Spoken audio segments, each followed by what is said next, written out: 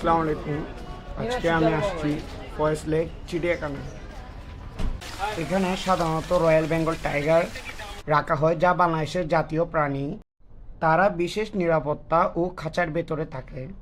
বৃষ্টির কারণে ততটা ঘুরে দেখতে পারিনি, অনেক বৃষ্টি ছিল। তারপর যা দেখছি তা আপনাদের শেয়ার করি। যেমন এটা হচ্ছে জলহস্তী।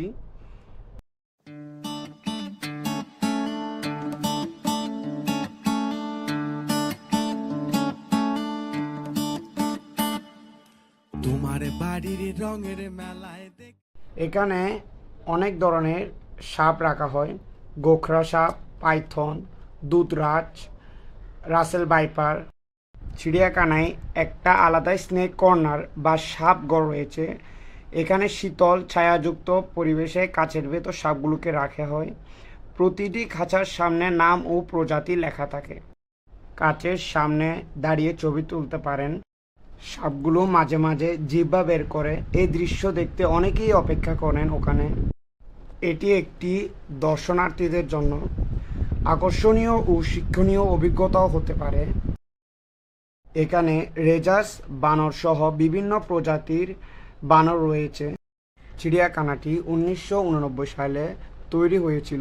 প্রাথমিকভাবে মাত্র কয়েকটি প্রজাতি নিয়ে শুরু হলেও বর্তমানে প্রায় 300 প্রজাতির প্রাণী এখানে রয়েছে, যার মধ্যে বানর জাতীয় প্রাণী অন্তর্ভুক্ত। এখানে রয়েছে হিমালয়ান ব্ল্যাক বিয়ার, মাঝে মাঝে দেখা যায় স্লোথ বিয়ার, যেটা বিলুপ্ত প্রায় প্রজাতি।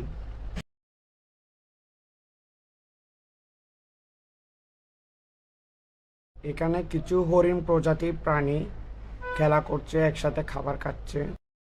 তো প্রথমে যখন গেট হয়ে এন্ট্রি নিব, প্রথমে এই দৃশ্যটা চোখে পড়ে। এখন আমরা ফরেস্ট লেক থেকে এক্সিট করছি বা বের হয়ে যাচ্ছি। বৃষ্টির জন্য তেমন কিছু দেখতে না পারলেও ভালো লাগলো। ফরেস্ট লেক থেকে বের হয়ে আমরা কিছু চকলেট ছোটো বাচ্চাদের জন্য কেনাকাটা করলাম।